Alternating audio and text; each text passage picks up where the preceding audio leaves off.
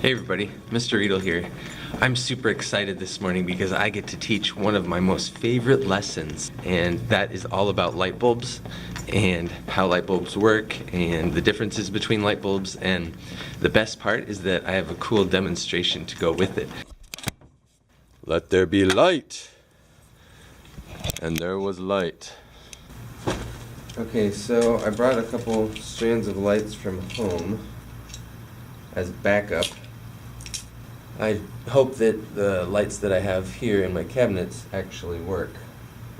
We'll see. Now, unfortunately, I do not have a Christmas lights tie to go with my lesson today, but I had to go with my wintry penguins tie instead. Wouldn't that be cool if I had a tie that like lit up? Have you ever seen, I think some people have like necklaces that have, you know, Christmas lights on them. I don't think I've ever seen a tie that lights up, but that would be cool if it had Christmas lights on a tie. Maybe one day I'll find one and then I can use that for the lesson. Last week I was thinking about this lesson and I was getting ready for it, and then all of a sudden my halogen lamp burnt out. And that was bad news because that is one of the main lamps that I use to talk about incandescent lights, and because it burns really hot and bright. And so I had to pick up some new halogen bulbs from Walmart, and they aren't as many watts as that bulb was in that lamp, so I hope it works. So we'll see. It might just be not as bright. So let's try it out.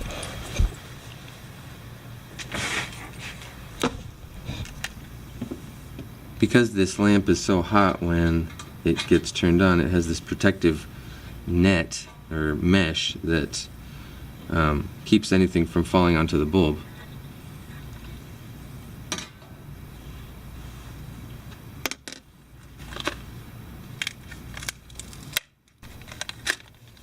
So I talked to my students about how inefficient older bulbs are, like incandescent and halogen bulbs. They're much more inefficient at producing light because of the fact that they give off so much heat. So all that energy that is used into turning on the bulb is actually lost with all the heat, which is why LEDs are so much more efficient nowadays.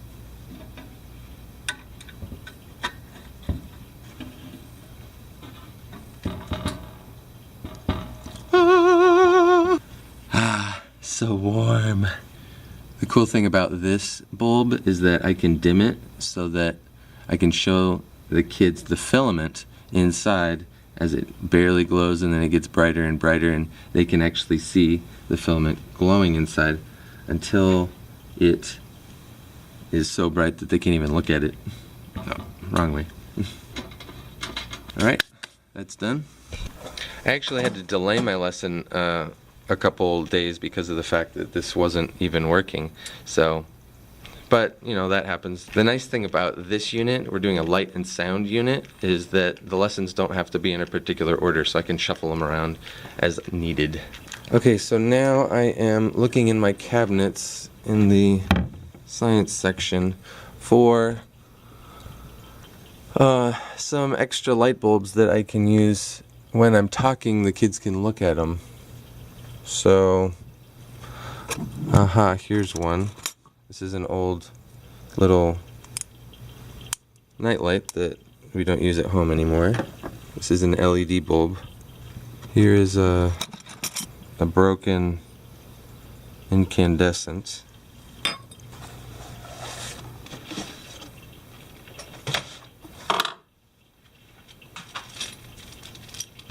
And here's a bunch more. There's two other incandescents. Here's an old halogen. Wow, this one actually... This is one that burnt out when it was used in my halogen lamp, the tall lamp, and it actually made this black mark, and the filament completely like severed. So that was pretty cool. The kids like looking at this.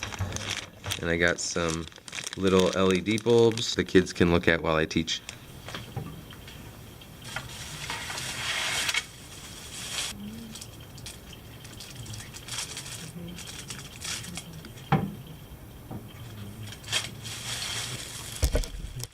I just found something awesome that I totally forgot about.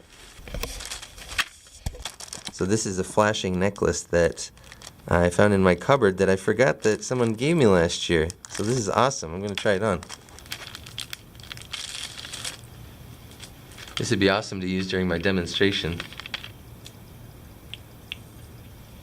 Yes, it works. Some of the bulbs are just like little plastic fake bulbs, but the other ones have LEDs in them. Just 6 bulbs light up. Yes, this is gonna be awesome. Okay, I'm gonna need to take these over to an outlet. I found that I really need to make sure that my materials work before I actually do the demonstration, otherwise it could totally backfire. I know that these two work because I just brought those from home, but these two I haven't used since I have done this demonstration last year. These are the LED lights that I'm going to be using. Good, they still work. Those are good. Good, these work. So I won't need these. These ones are tricky. Alright, so I'll show you guys the demonstration that I do. Basically, I go over the different types of light bulbs. The 3 main types are incandescent, fluorescent, and LEDs. And the funny thing about our textbook is that our textbook is so old that it doesn't even have LEDs in it. This is a really good textbook. I really like Discovery Works. I think it has some great information. It's just that the problem is that the copyright is 1999, so anything in here that has been updated since 1999 is just not updated. For example, when we were studying space for the last unit, the solar system still counts Pluto as a planet. It doesn't even mention what a dwarf planet is because of the fact that it really hasn't been. It doesn't even really mention what a dwarf planet is. Pluto hadn't been demoted to a dwarf planet until 2006. I mean, most of this stuff is still okay. I mean, it talks about different types of electromagnetic energy. That's all right. But when it starts talking about light bulbs, it talks about incandescent light bulbs, fluorescent light bulbs. I haven't seen a light bulb like that in a long time, but it looks kind of funny. It doesn't talk about LEDs at all. And my feelings about that is that I think it's okay. Like, having an old textbook, it really doesn't cause me that much of a problem because of the fact that I integrate so many videos into my lesson. The nice thing is that I love science and I do that on my own anyway for fun. And so it isn't really hard for me to look up an LED video and teach them about LEDs. But I can see how someone who didn't love science, that would be more of a problem. But for me, I love learning new things and educating myself and then teaching that to the students. But if it's not in the textbook, I have to do that on my own and I have to think of it on my own. So for me, having an old textbook isn't that much of a problem because I love integrating videos, but maybe for a different teacher that might be more difficult. So there's a stumbling block, but you know, I found some ways around it in order to benefit the students so that they don't get outdated information. You know, that's the thing, is that when I was at Walmart buying the halogen bulbs for my lamp, I went down the light bulb aisle and I hadn't been shopping for a new light bulb in a long time, and what ended up happening was I went into the light bulb aisle and there's this lady who needed some help. So she asked me for some help and I said, oh yeah, I can help you. I know a little bit about light bulbs.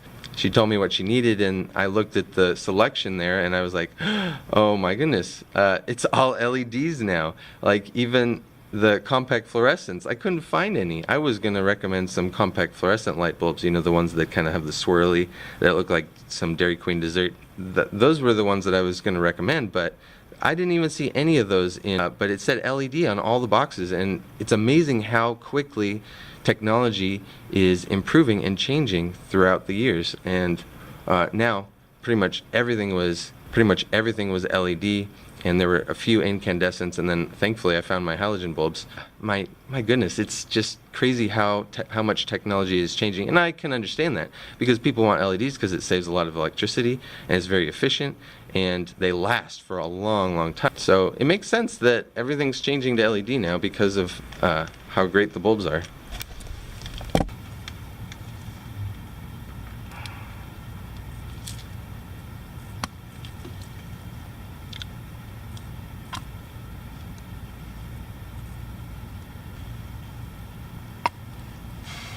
Now what I'm doing is I'm switching some of the bulbs out so that all the ones on the end are working. So it looks like they're all working, so this is good. I think I just want to change this one out here.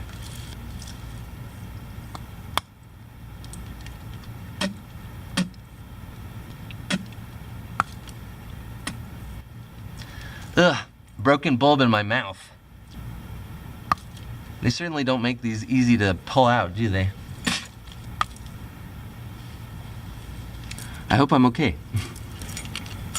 So after I teach about the different types of light bulbs, then I do this demonstration where I show them the differences between incandescent and LEDs. I have two strands of lights, a strand of incandescent, and I have a strand of LED lights. What actually happens when I spin the strands of lights, because of the alternating current that's coming out of the outlet in the wall, it goes on and off about 60 times every second. With a filament, it still keeps glowing a little bit, so it looks like the incandescent light bulbs are on all the time. Whereas LED, because LEDs are so quick to turn on and turn off, it looks like it's actually flashing. Because it's an alternating current rather than a direct current, it flashes on and off, and our eyes can actually detect that when it's in fast motion, like when I'm spinning it like this.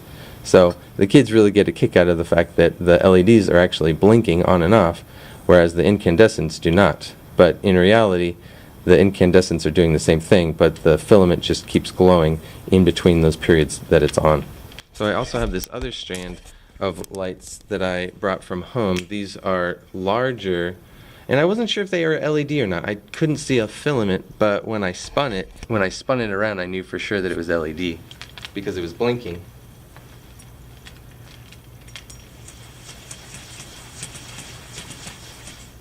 Anyway, this is LED also.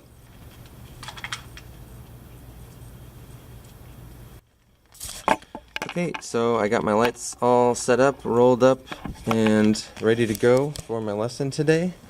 Hopefully my students won't step on them before that time. Let me just turn this back on. There we go. Okay. That's it. Thanks for watching. I'm going to try and include some footage from my lesson when I actually teach my students and show them in class. But I think that's pretty much it. I hope you enjoyed this. It's one of my favorite lessons, and one of my students actually just came in, and I was talking to her about it, and she remembers it from when she was a student in my class a couple years ago. So it's just amazing how everyday, ordinary things like lights and LEDs can be something so miraculous and something that we take for granted so often. I hope you guys appreciate the lights when you turn them on and spread that love of technology to your students. Even if this technology has been around for a long time, this new technology like LEDs is constantly being integrated into our society, and we don't even realize how quickly it's coming. So anyway, I hope you enjoy the footage from my class when I teach the lesson.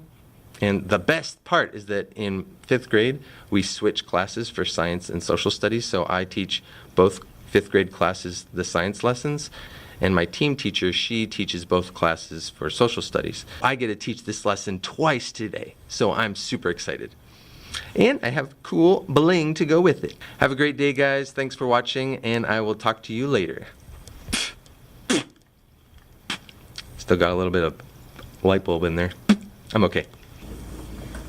We're going to talk about light bulbs today, and I have an awesome demonstration for you at the end, after we watch a few videos to help you understand things a little bit better. They're constantly improving, they're constantly changing technology, right? Did you guys realize that this was burnt out over here? Yeah. Yes. So this bulb, this halogen bulb, was burnt out. Raise your hand if you've heard of LED bulbs before. Okay, most of you. Yeah. All right, but the interesting thing is that your science book doesn't even mention it.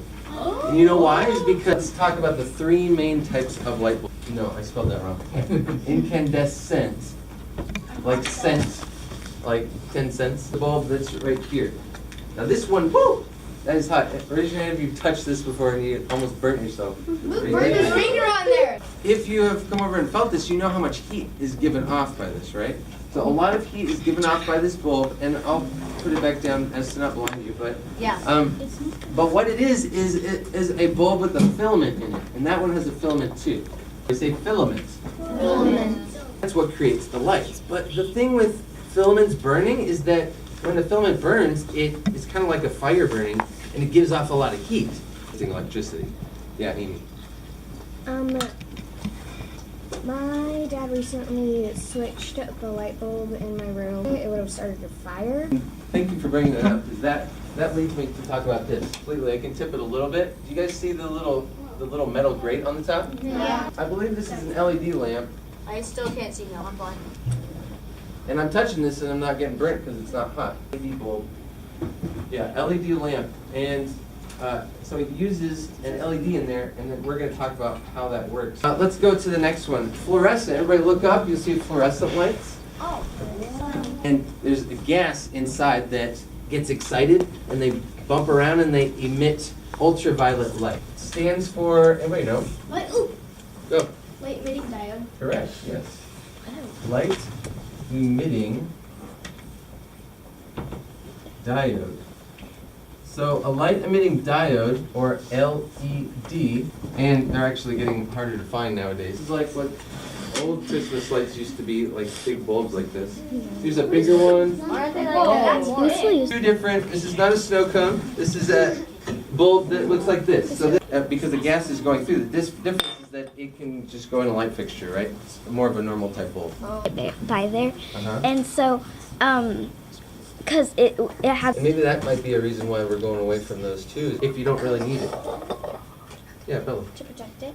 To protect it, right? So it doesn't scratch you, so you don't injure. You understand a little bit better and answer some questions. When you get up in the morning or come in from school or work in the evening, one of the first things you probably do is switch on a light. As something heats up, it first gets red hot, glowing red. If you think about it, you think about how a piece of metal burning, or if there'd be a whole bunch of smoke, right? Well, this is still interesting how it In a works. tube full of, again, an unreacted gas, but also with a small amount of mercury. On the side of that compact fluorescent bulb, you notice that there was mercury on there too. This is the invisible form of light at the blue end of the spectrum. So those electrodes are putting electricity through the gas that's in. Well, but how do they work? LEDs are light-emitting diodes. Diodes are electrical and a semiconductor crystal in between them. Here, fast forward to this. This is what it looks like zoomed in. It transfers the electricity going from here to there. So the filament in the incandescent bulb, it slowly turns off and it slowly stops glowing. And whereas this one turns on and off really quickly. All right, now I have a demonstration for you. Now check this out. So these are incandescent Christmas lights. So these are the ones where it has a filament inside, like this. So if I swing this around, you'll see that it looks like concentric circles, right? Incandescent, right? But if you look at this one, playing tricks with your eyes, right? on your necklace It's thing? because of the fact that, oh thanks, I forgot about my necklace. Good job. Yay. Okay, but pay attention to these. Okay, but so these are LEDs. And what happens is, remember LEDs, they turn on and off really quickly. So